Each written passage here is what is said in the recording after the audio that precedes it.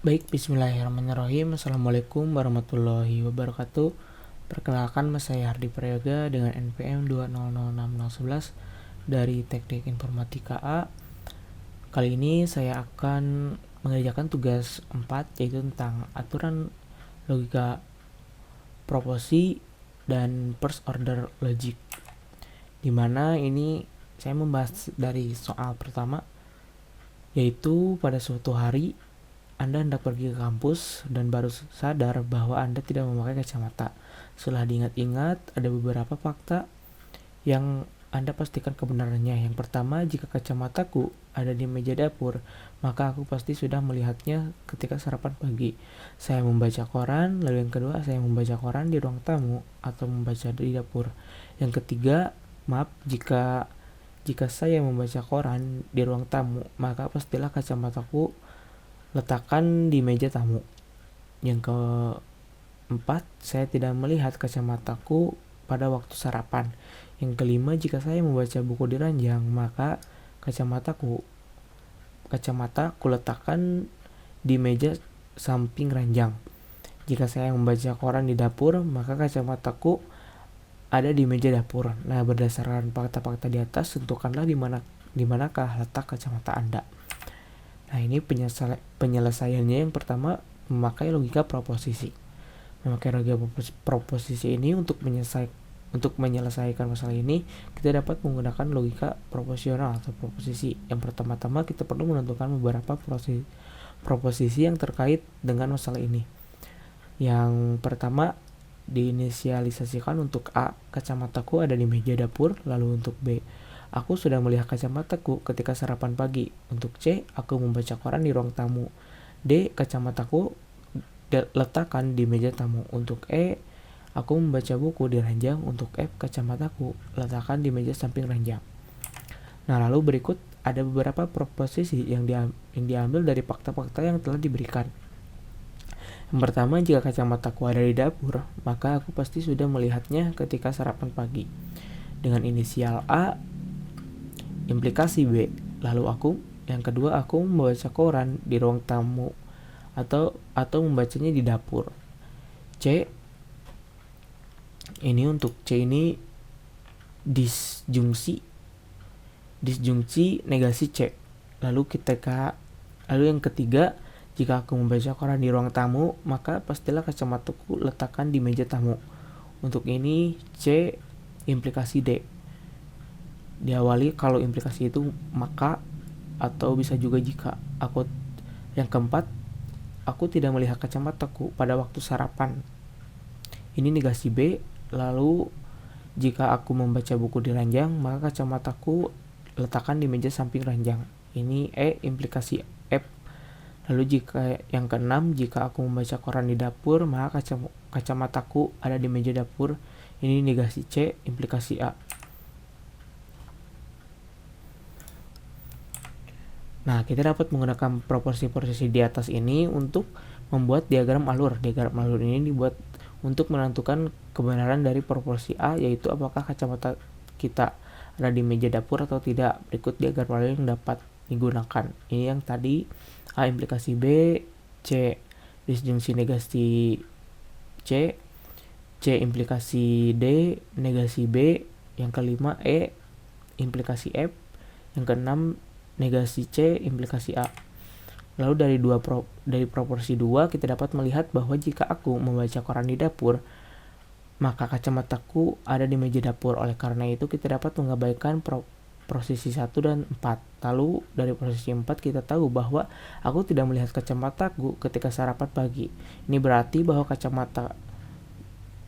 kacamataku ini tidak ada di meja dapur pada saat itu.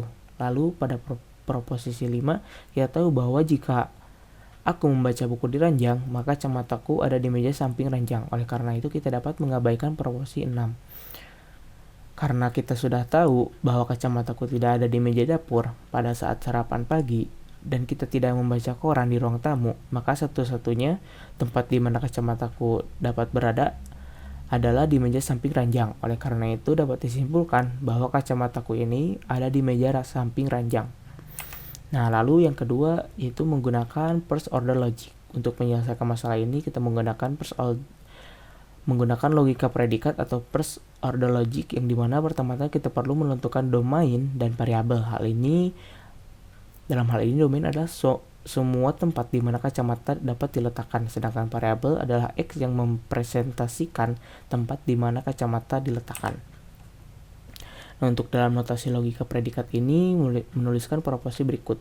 Jika X adalah meja dapur, maka aku sudah melihat kacamataku ketika sarapan pagi. Ini disialkan ini.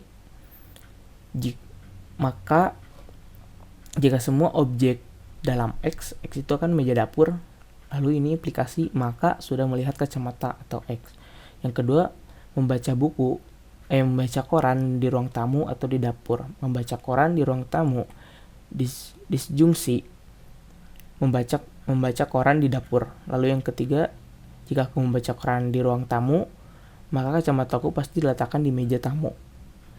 Lalu ininya membaca koran di ruang tamu, implikasi letak kacamataku di meja tamu. Lalu yang keempat, aku tidak melihat kacamataku ketika sarapan pagi.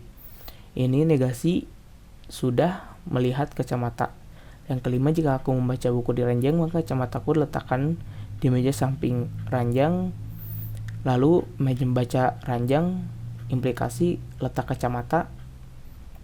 Di dalamnya ada kacamataku dan meja samping ranjang. Yang keenam ada, jika aku membaca koran di dapur, maka kacamataku letakkannya di meja dapur. Di meja dapur. Nah, ini di dalamnya ada membaca koran atau implikasi letak kacamata. Yang ketujuh, dalam notasi logika predikat, simbol yang seperti ini menunjukkan kuantor universal. Jadi semua yang di objek seperti yang nomor 1 tadi, semua yang ada di objek X itu masuk atau seperti meja dapur gitu. Yang berarti proposisi berlaku untuk semua nilai yang ada di dalam domainnya. Sedangkan simbol negasi menunjukkan negasi kan. Lalu dari proposisi di atas ini kita dapat melakukan inferensi untuk menentukan di mana letak kacamata. Pertama-tama kita bisa menggunakan proposisi 4 untuk mengeliminasi kemungkinan bahwa kacamataku ada di meja dapur, karena aku tidak melihat kacamataku ketika pagi hari. Kemudian kita bisa menggunakan proposisi 2 untuk mengecek apakah aku membaca koran di ruang tamu atau di dapur. Ketika aku membaca koran di ruang tamu, maka berdasarkan proposisi 3, kacamataku harus ada di meja tamu. Jika aku membaca koran di dapur, maka berdasarkan proposisi 6, kacamataku harus ada di meja dapur. Jika aku tidak membaca koran sama sekali, maka kita bisa menggunakan posisi 5 untuk melihat apakah aku membaca buku di ranjang. Jika ya, maka berdasarkan proposisi 5, kacamataku harus ada di meja samping ranjang. Lalu oleh karena itu dapat disimpulkan juga bahwa letak kacamataku adalah jika aku membaca koran di ruang tamu, maka kacamataku ada di meja tamu. Jika aku membaca koran di dapur, maka kacamataku ada di meja dapur. Jika aku tidak membaca koran dan membaca buku di ranjang, maka kacamataku ada di meja samping ranjang. Nah, sekian dari saya. Mohon maaf bila banyak kesalahan kata atau perkataan yang tidak baik. Sekian, terima kasih. Assalamualaikum warahmatullahi wabarakatuh.